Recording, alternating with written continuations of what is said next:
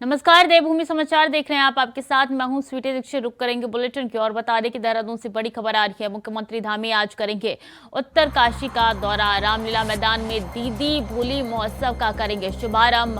विकसित भारत विकसित ग्राम उद्घाटन में होंगे शामिल। लाभार्थी संवाद कार्यक्रम में भी करेंगे शिरकत। तो मुख्यमंत्री धामी आज करेंगे उत्तरकाशी का दौरा। रामलीला मैदान में ये कार्यक्रम होने जा रहा है। मुख्यमंत्री धामी आज करेंगे उत्तरकाशी का दौरा। मुख्यमंत्री धामी का ये उत्तरकाशी दौरा काफी महत्वपूर्ण है। रामलीला मैदान में दीदी भूली महोत्सव का शुभारंभ होने जा रहा है, जो कि मुख्यमंत्री पुष्कर सिंह धामी द्वारा होगा। विकसित भारत विकसित ग्राम उद्घाटन में शामिल होंगे मुख्यमंत्री पुष्कर सिंह धामी। तो लाभार्थी संवाद कार्यक्रम में भी करेंगे शिरकत और महत्वपूर्ण जानकारी आप तक पहुंचा रहे हैं देवभूमि से, जहां देहरादून से ये अहम खबर निकल के सामने आई है, जहां उत्तरकाशी का दौरा आज मुख्यमंत्री का रहने वाला है। और ऐसे में आपको बता दें कि कई ऐसे कार्यक्रम हैं जिनमें शिरकत करेंगे मुख्यमंत्री पुष्कर सिंह धामी। रामलीला मैदान में दीदी भूली महोत्सव का करेंगे शुभारंभ। और इसी के साथ आपको बता दें कि विकसित भारत विकसित ग्राम उद्घाटन में भी शामिल होंगे मुख्यमंत्री।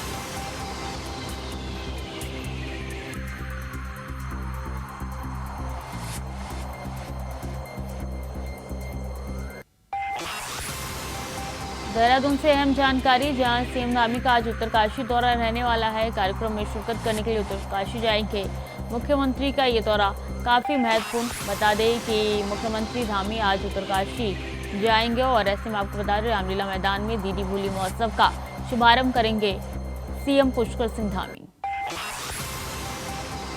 विकसित भारत विकसित ग्राम उद्घाटन में भी शामिल होंगे। तो ये अहम जानकारी आप तक पहुंचा रही है। सीएम के दौरे से जुड़ी हुई लाभार्थी संवाद कार्यक्रम में भी शिरकत करेंगे सीएम पुष्कर सिंह धामी।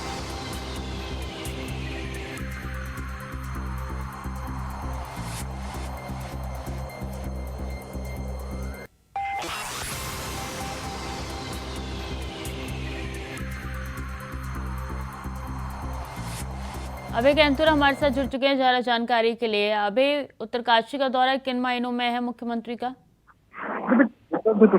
लगातार जनपदों के प्रवास कार्यक्रम यहाँ पर बना रहे हैं। प्रवास कार्यक्रम के दौरान जो स्थानीय जो मेले होते हैं हमारा मुख्यमंत्री की तरफ से अपने इन कार्यक्रमों में किया जाता है। आज उत्तरकाशी दौरे के दौरान मुख्यमंत्री पुष्कर सिंह दीदी भूली महोत्सव जो वहाँ का एक लोक प्रसिद्ध मेला महोत्सव होता है, उसका शुभारंभ वहाँ पर करेंगे।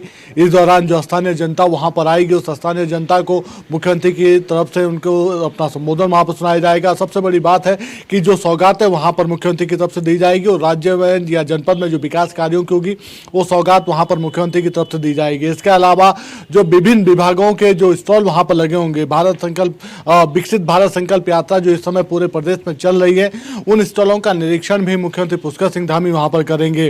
राज्य और केंद्र सरकार की विभिन्न योजनाओं से जो लोग अभी तक लाभान्वित हुए हैं, जनपद के जो लोग लाभान्वित हुएंगे, उन लाभार्थियों से सीधा संवाद मुख्यमंत्री पुष्कर सिंह धामी करेंगे कि क्या कुछ उनके अनुभव यहां पर रहे हैं। और अगर कोई सुझाव इस दौरान उनको वहां पर मिलता है तो राज्य सरकार उन सुझावों को भी अपने कार्यक्रमों में शामिल करने का काम यहाँ पर करेगी, ताकि राज्य की जनता को विकास की जो सौगातें या विकास की जो योजनाएं, उन योजनाओं का लाभ आसानी से मिल सके और उनका जो जीवन स्तर है उस जीवन स्तर में काफ़ी सुधार वहां पर हो सके।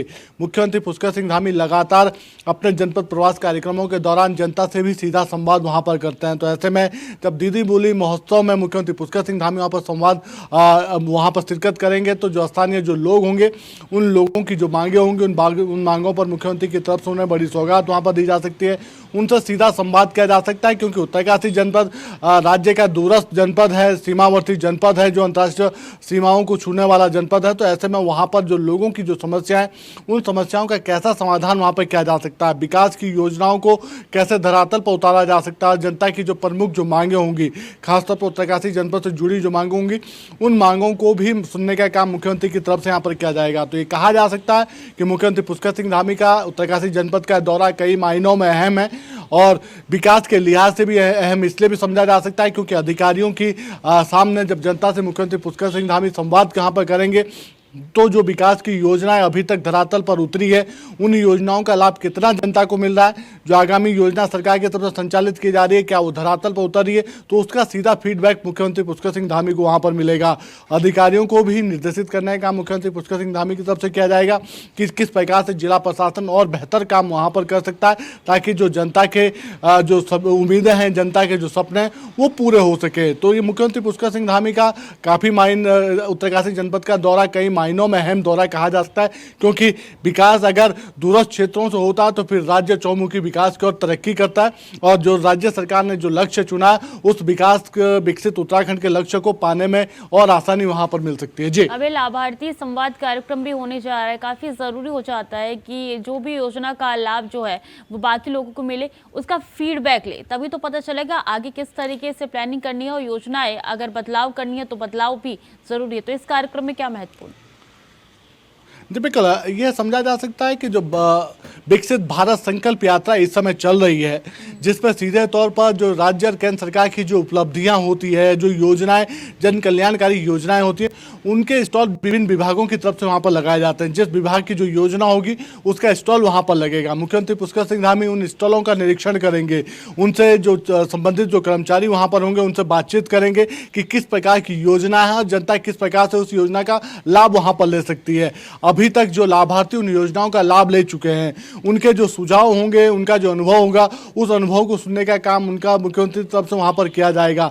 अगर किसी योजना को और धरातल पर गहराई से उतारना है, उसका लाभ आम जनता तक पहुंच सके, आसानी से उस योजना का लाभ मिल सके, उसके लिए अगर उन लाभार्थियों का कोई सुझाव होता है तो उस सुझाव को भी ग्रहण करने का काम सरकार की तरफ से वहां पर किया जाएगा। इसके अलावा जो लोग दूरस्थ क्षेत्रों में बसे हुए हैं, उन लोगों को कैसे इन योजनाओं का लाभ दिया जा सकता है, अधिकारी कैसे जनता के द्वार तक पहुंच सकते हैं, जो प्रवास योजना इस समय चल रही है उन योजनाओं से कैसे जनता को जोड़ा जा सकता है, कैसे जनता के मन में सरकार के प्रति उस आदर के भाव को स्पष्ट किया जा सकता है कि जनता ने जिन उम्मीदों के साथ सरकार को चुना था वो उम्मीदें कितनी पूरी हुई है, वो जनता उस सरकार को लेकर क्या कुछ सोचती है। वो सीधे तौर पर इन लाभार्थी संवाद कार्यक्रमों में सरकार को फीडबैक मिलने का काम वहां पर करेगा। मुख्यमंत्री पुष्कर सिंह धामी का जो स्वभाव रहा है, जिस सरलता सहजता के साथ आम जनता से मुख्यमंत्री पुष्कर सिंह धामी मिलते हैं, तो ऐसे में समझा जा सकता है कि जनता उन्हें उन चीज़ों से अवगत कराने का काम वहाँ पर करेगी कि जो सरकार की तरफ से योजनाएं चल रही है वो कितनी कल्याणकारी है और जनता के लिए कितने महत्वपूर्ण इस समय विकास के लिहाज से वो वहाँ पर रहने वाली है।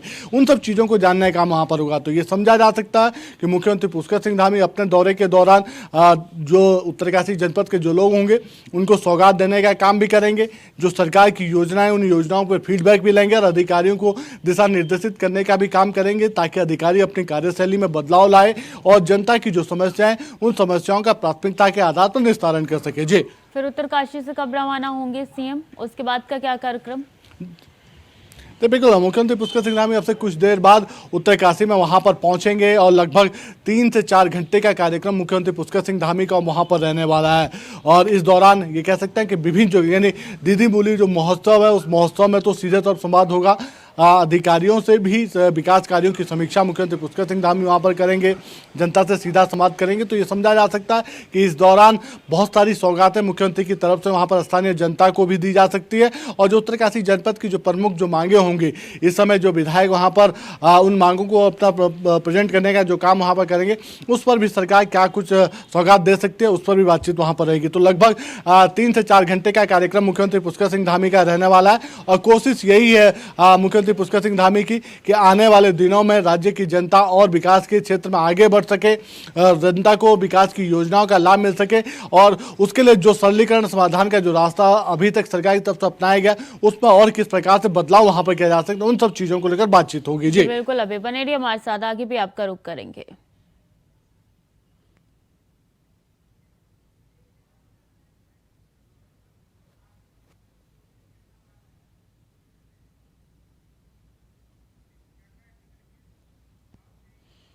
और उत्तराखंड में सरकार की तरफ से दिए जाने वाले रोजगार को लेकर अब सियासत शुरू हो गई है। धामी सरकार का दावा है कि पिछले 22 सालों में दिए गए रोजगार के मुकाबले उनकी सरकार में दिए गए रोजगार सबसे ज्यादा है। सरकार के नेताओं पर पलटवार करते हुए कांग्रेस के प्रदेश अध्यक्ष करण मारा ने कहा है कि आज बोलने का समय नहीं है बल्कि करने का समय है, और अगर सरकार ने यह दावा किया है तो सच्चाई भी जल्दी धरातल पर उजागर हो जाएगी, क्योंकि सरकार आंकड़ा बढ़ाने का काम तो कर रही है लेकिन रोजगार देने का काम नहीं कर रही है।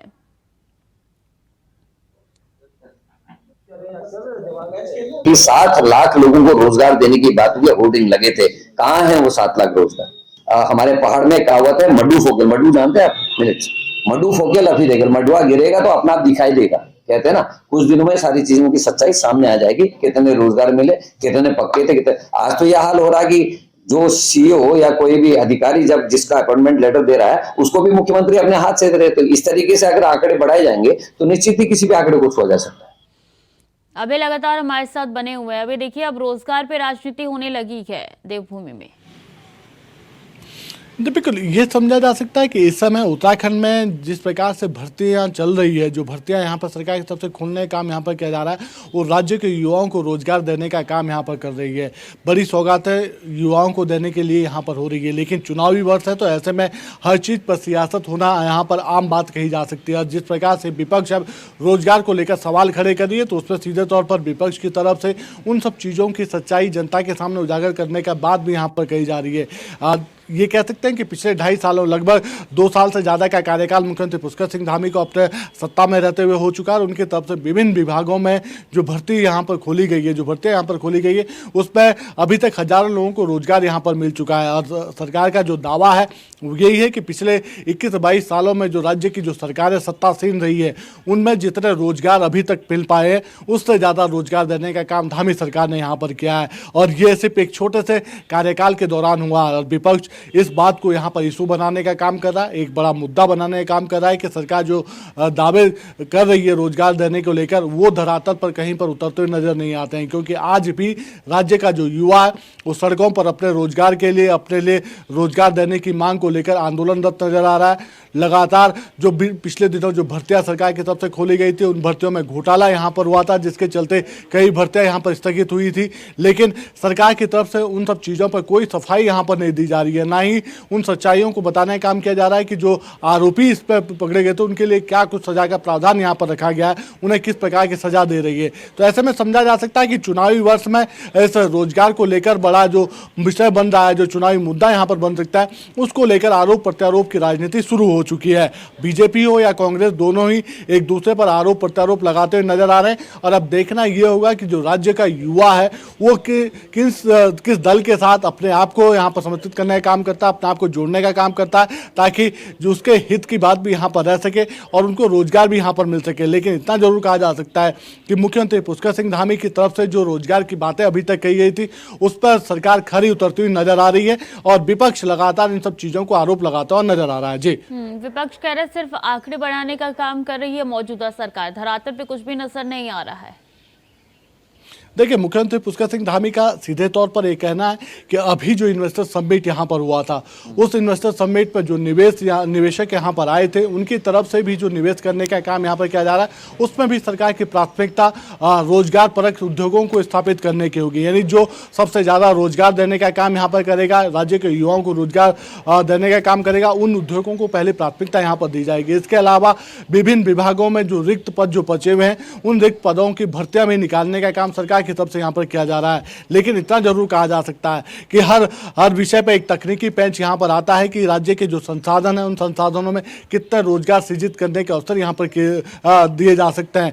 कौन से ऐसे वित्तीय चीजें हैं जिस वित्तीय भर्तियों के चलते वित्तीय भार सरकार पर ज्यादा ना पड़ सके, उन सब चीजों को लेकर भी काम होने की बात है। लेकिन सरकार अपने स्तर पर कोशिश कर रही है कि राज्य के युवाओं को रोजगार दिया जा सके।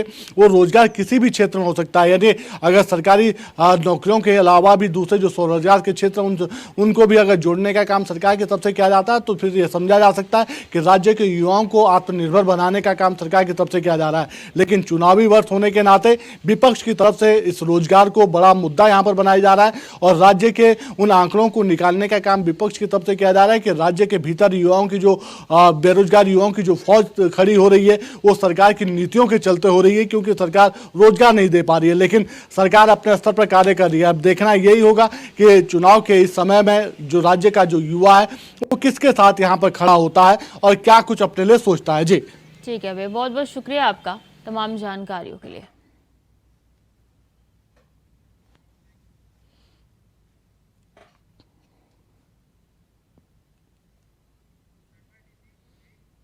और अयोध्या में भूखंड की मंजूरी को लेकर सीएम पुष्कर सिंह धामी ने उत्तर प्रदेश सरकार का धन्यवाद किया है।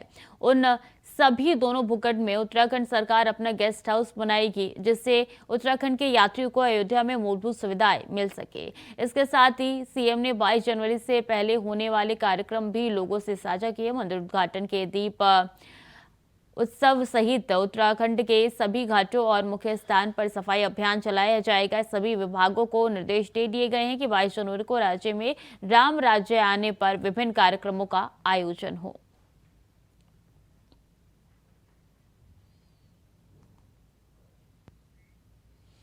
खबर देहरादून से है, जहां उत्तराखंड के युवा कलाकार लोक गायक हरू जोशी, नीरज चुफाल, कॉमेडियन सौरभ सिंह और सिनेमा जगत से बिट्टू ममंगाई, आशुतोष कुमार, देवेंद्र सिंह खोलिया एवं गौरव राणा ने मुख्यमंत्री आवास में मुख्यमंत्री पुष्कर सिंह धामी से मुलाकात की। मुख्यमंत्री ने युवा हुनर को आगे बढ़ाने की प्रेरणा देते हुए कहा कि हमारे प्रदेश में कला और हुनर की भरमार है। हम कला और हुनर की कदर करते हैं और हुनरमंद युवाओं को आगे बढ़ाने के तत्पर रहते हैं। उन्होंने युवा कलाकार और लोक गायकों से आशा व्यक्त की है कि उत्तराखंड के युवा कलाकार आने वाली पीढ़ी के लिए प्रेरणा का काम करेंगे। इस अवसर पर कैबिनेट मंत्री गणेश जोशी सहित उत्तराखंड सिनेमा जगत से संबंधित लोग उपस्थित रहे।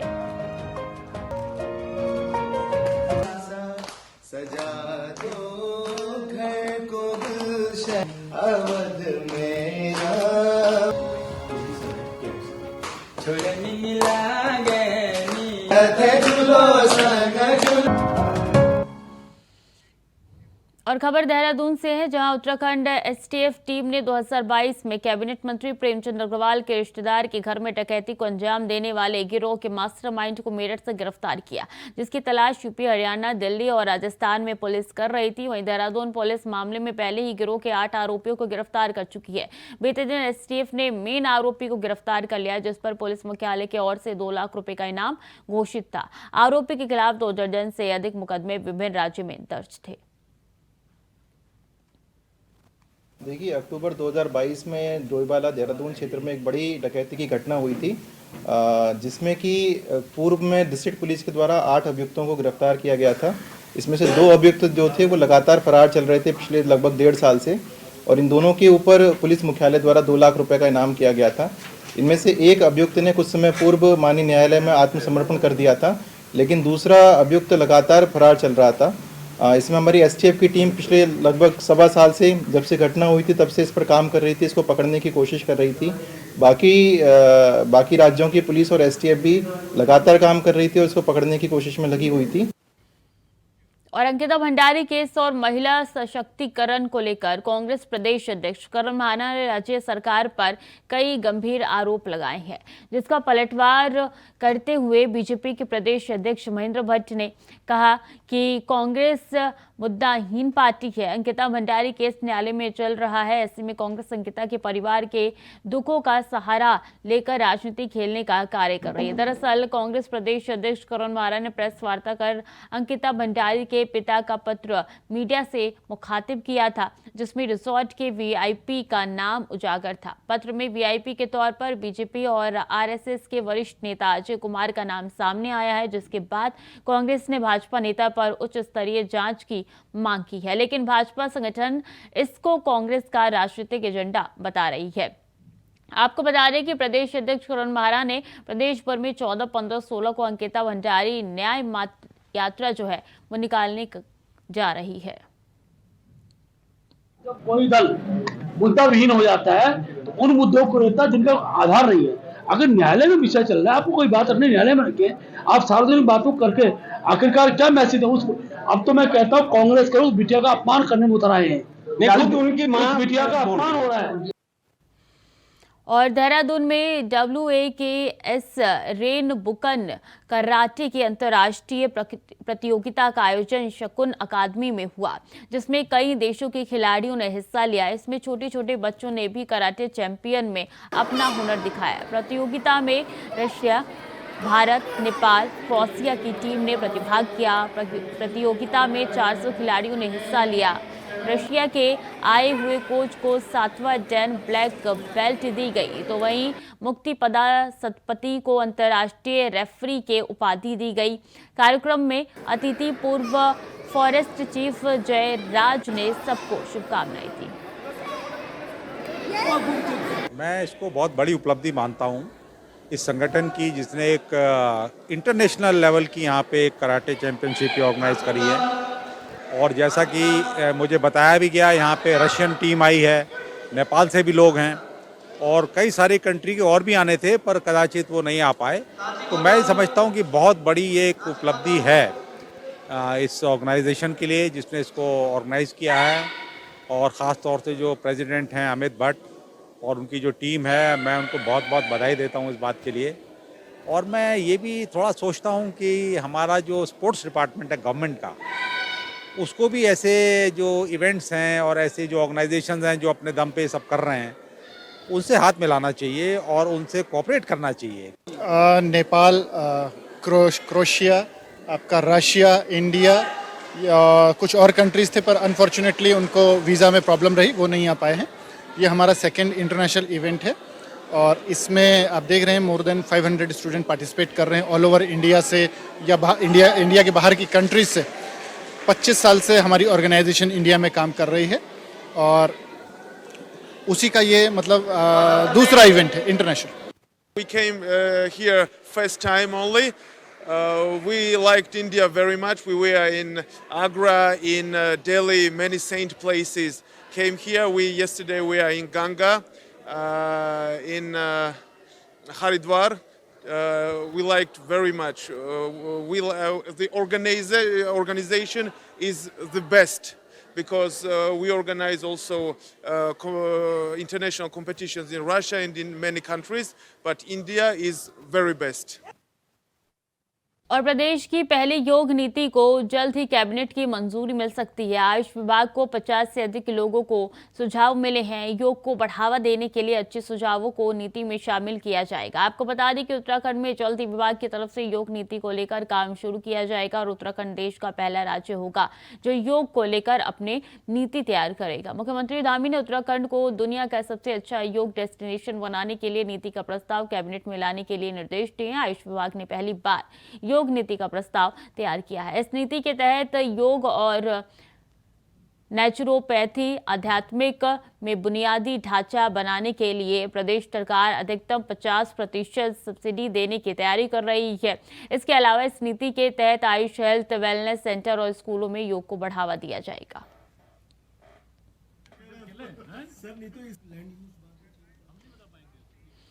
तो फिलहाल के लिए देवभूमि समाचार में इतना ही। खबरें लगातार जारी है, देखते रहिए इंडिया वॉइस।